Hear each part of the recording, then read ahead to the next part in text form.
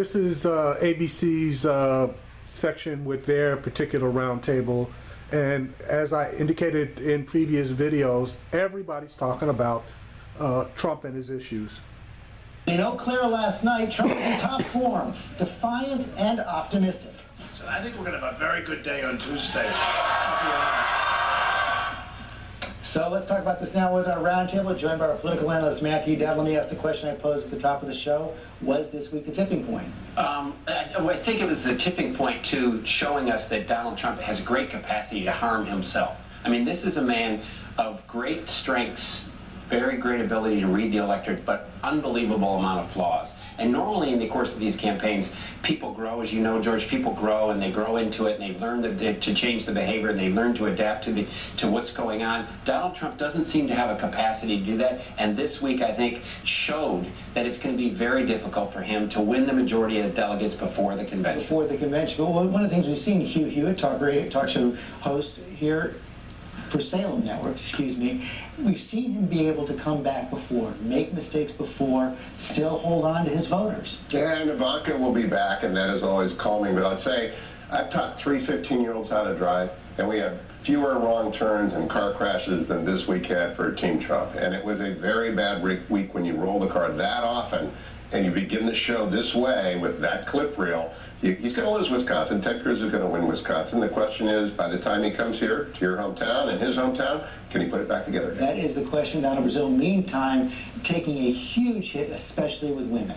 Absolutely, George. Look, there's a new poll out, Marquette University. 70% of women in Wisconsin disapprove of Donald Trump, but for Republican women, it's 45%. You cannot win without women. Women are the majority of voters, not just a demographic group.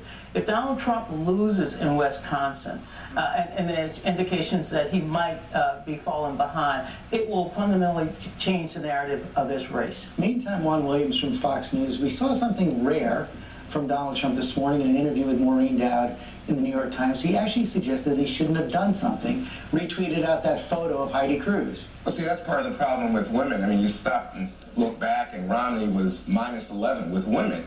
Trump looks like he's going to triple that. I mean, he's going, you know, the whole way here. The problem is not just the Twitter feed, it's the abortion, the idea of punishing women. This crosses political lines, and of course, it's totally anathema to the anti-abortion line that we're not about punishing women, we're punishing doctors and we want to save children. So at this moment, it's the Empire Strikes Back, George. You have the Republican forces, establishment forces, able to concentrate on Wisconsin. They're arrayed there. They're far outspending Trump in the state. They've got the governor, in addition to, you know, gosh, you could go on and on. Who isn't now saying, I am opposed to Donald Trump on the Republican side? Plus, the Planned Parenthood people and some of the Democrats you heard from President Obama, Hillary Clinton in your reel, they're speaking out against Donald Trump in a way that they haven't spoken before. I think the fascinating thing about this really bad week for Donald Trump is his support has not dropped at all. It's not dropped in Wisconsin. It's right at 32, 34%. It's not dropped. It's been there since last year, and his support nationally has not dropped off in the course of this. I don't think it's so much as the anti-Trump movement's done this. I think Donald Trump has capped himself in an ability to win a general election. It's made it very difficult, and the ability to expand his support. But his supporters are still really strong. He has a concrete floor and maybe a concrete ceiling as well. At least that's the question. Stand by. We're going to come back to you guys in a little bit, but we're... Y'all are going to be electing 28 delegates. It is entirely possible the men and women gathered here will decide this entire primary, will decide this nomination. I am here asking for you to stand with us, to elect delegates who are supporting me, to stand with us together, because if Republicans unite, we win. There is Ted Cruz in North Dakota last night trying to get those delegates, the 28 delegates from the state of North Dakota. 25 will be picked today. We're back with our roundtable now, joined by Hugh Hewitt from the Salem Radio Networks, ABC's Donna Brazil, Democratic strategist, and Matthew Dowd, independent, and Juan Williams from Fox News, also the author of a new book, We the People. Congratulations on that. There we see it right there. And Donna, let me begin with you. You've counted delegates on the Democratic side at a lot of different conventions. I see you working the pad right there. But let's talk about the Republicans. You've got this big contest coming up on Tuesday in Wisconsin. Most people look at Wisconsin and think if Ted Cruz wins big there, the chances of a contested convention go through the roof. Well, I think there's a chance of a contested convention because for Donald Trump to be able to get into Cleveland with 1,237, he has to accumulate 55% of the remaining delegates on the table, about 848. That's before Tuesday. That is correct. 848 delegates still available on the Republican side. We have more than 2,000 on the Democratic side. The Republican rules are temporary rules, meaning until they actually, and I heard the chairman, until they actually put their gavel down, some of these rules can be changed. So if Donald Trump is unable to march into Cleveland with the requisite number, you're looking at a contested convention. Well, and that's the question I want to bring to Matthew Dowd. Is it really Donald Trump? It's really first ballot or bust for him, isn't it? I think Donald Trump's highest number will be the first round of voting. That will be his highest number he ever gets at a convention, which he knows why he needs to get 1237 in the course of this. I think the odds of a contested convention dramatically rise if he loses Wisconsin. It's going to be a little bit like Robert Frost. We'll be down a road less traveled when that happens, diverged in Wisconsin. The fascinating thing to me, everybody points at history in a contested convention. They say, well, it happened here, it happened 8 times, it happened there. This is fundamentally different because we have not had a contested convention when 2 things mattered. First, media. Everybody has a smartphone, this idea that you can make decisions in back rooms, it's gone, 24-hour cable, everything, it'll be completely transparent. We've never had that before. The second thing we've never had before is when we had primaries and caucuses leading into a contested convention. Every other time before 1972 or 1968, it basically was chosen by party leaders and they would gather together. You now have millions of people who have voted, who are going to watch a contested convention decided by delegates, and we've never had that before. And Hugh Hewitt, the contest has already begun. We're seeing that fight in North Dakota right now. They're fighting for each congressional district in Colorado this week. There are fights in the state of Tennessee over who's going to be seated at the convention. State of Louisiana, state of South Carolina. This is a battle that has already begun. Oh, it is. I think in Cleveland you're going to see Juan's book, We the People, and they're going to put a poster over it, We the Delegates, because that's actually, it's about 2,743 living, breathing human beings. And there are 3 strategies. Trump says it's 1980, and I'm Reagan, I'm going to win the big map.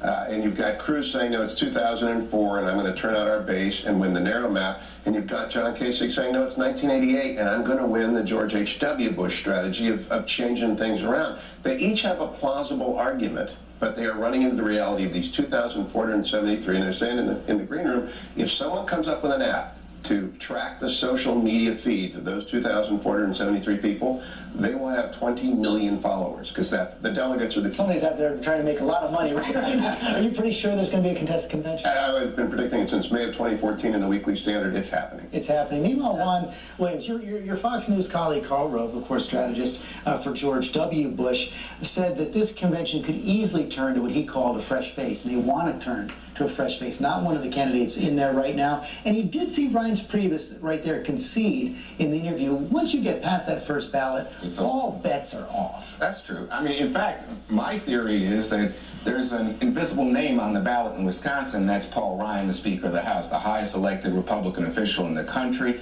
And I think someone who's already tried to say, Trump's kind of politics, not to my taste. He won't do it by name. He won't go after Trump directly, but he's doing it.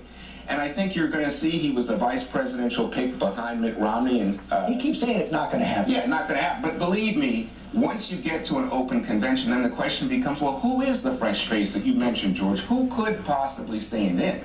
And I think then you get to lots of issues. You could, for example, Scott Walker, another Wisconsinite, is going to be there. Could Scott Walker, who's had success, be somewhat of a rebirth for the Republican Party? Paul Ryan knows a very fresh face.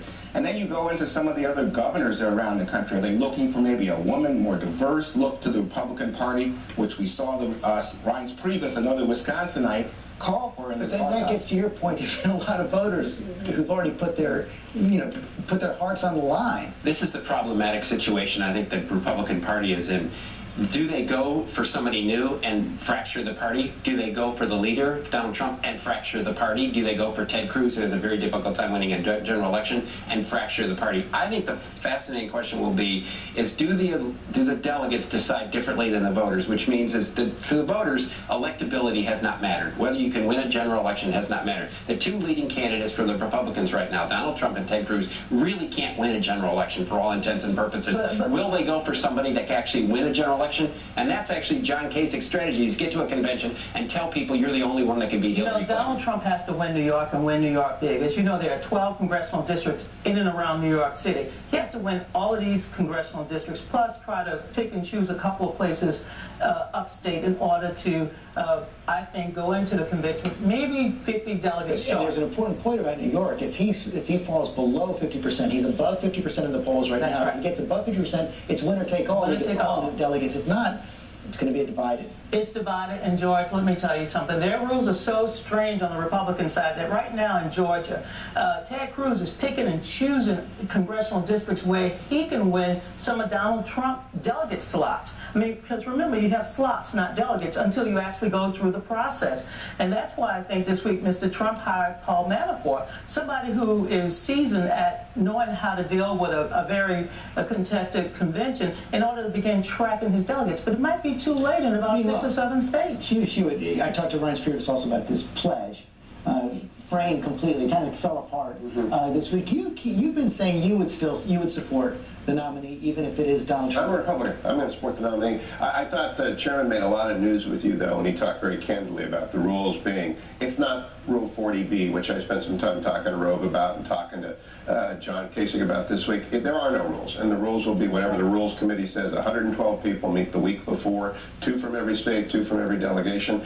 And there are a lot of people out there waiting to see what does that Rule Committee do. I was thinking about, I had dinner this week with Matt Parlow, who's a dean at the Marquette School of Law. He's coming out to be the dean at my law school at Chapman.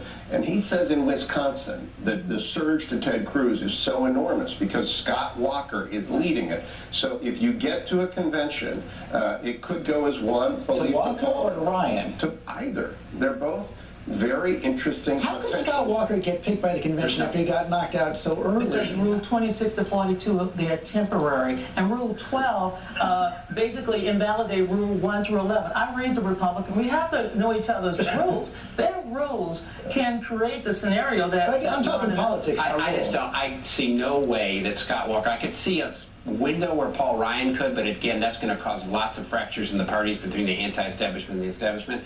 The other thing I think is important in this process is we've had all this talk of Donald Trump at the contested convention. What Bernie Sanders has done, in my view, is just as significant or more so than what against Hillary Clinton in the course of this campaign and how he's conducted himself and the fractures he's revealed in the course of the Democratic Party. I want to bring that to Donna. You know, Wisconsin, it does look right now, you can't know for sure that Bernie Sanders is going to do well, may win. The big state, though, is New York. If he beats Hillary Clinton in her home state... It shifts the narrative. I mean, look, can I go home now?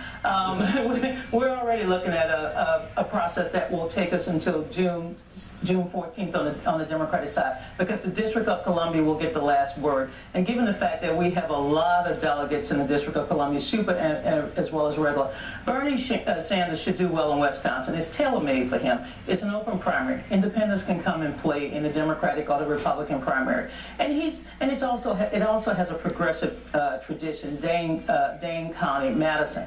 So Hillary has to keep it competitive in Wisconsin, but she got to come to New York, and like Donald Trump, she has to win all of these what I call congressional districts, but she also has to do very well upstate. She's going to do very well. I mean, look, she was a senator from this state, New York State, 8 years, re-elected, remember? Right. And remember, she lives here, so this is her adopted home state. There's no indication, given the makeup of the population of Democratic voters here, that Bernie Sanders can come in and take the black and Hispanic vote away from Hillary Clinton. And I will say this, Hillary Clinton, right now, it seems to me, not only is she going to do well in New York, Bernie Sanders would have to not only win New York, George, he'd have to then go out to California, win California. He's got a and long then he'd way to have go. to get the super delegates that are Donna. Thank you for pressing Senator Sanders on the Hitler analogy. He did make a Hitler analogy. He walked it back when he talked to you, and that's part of the... Donald Trump is not Hitler. Donald Trump is not Mussolini like other people.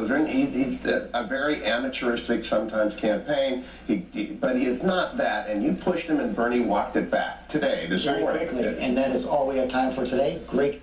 All right, so that's the fourth of the morning talk shows, but pretty much all of them on the same thing as far as opening with Trump and the fact that the GOP convention is going to turn basically into World War III.